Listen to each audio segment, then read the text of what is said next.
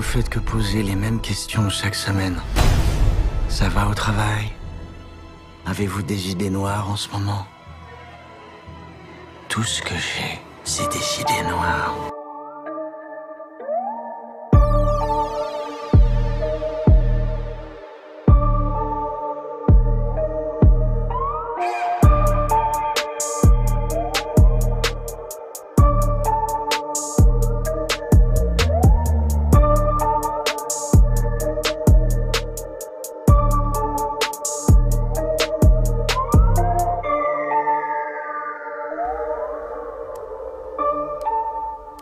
Qui est le Joker? C'est une question très très large. Il a été au cours de toutes ces années, tout comme Batman, réinterprété au niveau des scénaristes dans les comics, des réalisateurs au niveau des films.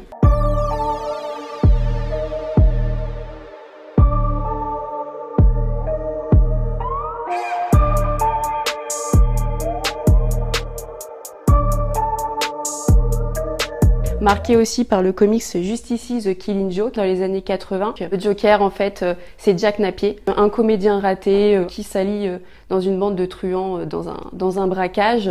Et il va tomber dans une cuve d'acide. Et à partir de là, il va avoir ce visage blanc, il va être défiguré, il va être recousu. Donc voilà la petite sensation avec le rire un peu décousu.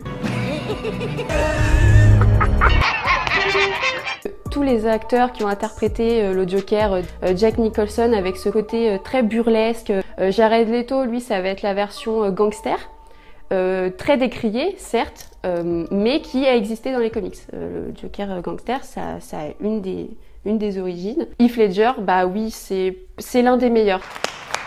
C'est l'un des meilleurs tout simplement parce que lui-même considère son Joker comme un clown psychopathe et avec zéro empathie et un meurtrier. Et il a rendu cette force au Joker qui dans les autres films, dans la série animée de 66, etc., c'était vraiment c'était marrant, c'était un clown assez marrant, un peu tueur mais marrant. Là, il a rendu le côté meurtrier. Joaquin Phoenix, ça va être une interprétation totalement différente et c'est un beau défi que lance Todd Phillips à tout l'univers cinématographique, notamment l'univers de DC Comics, de prendre des risques. Pour moi, on va voir une nouvelle origine du Joker.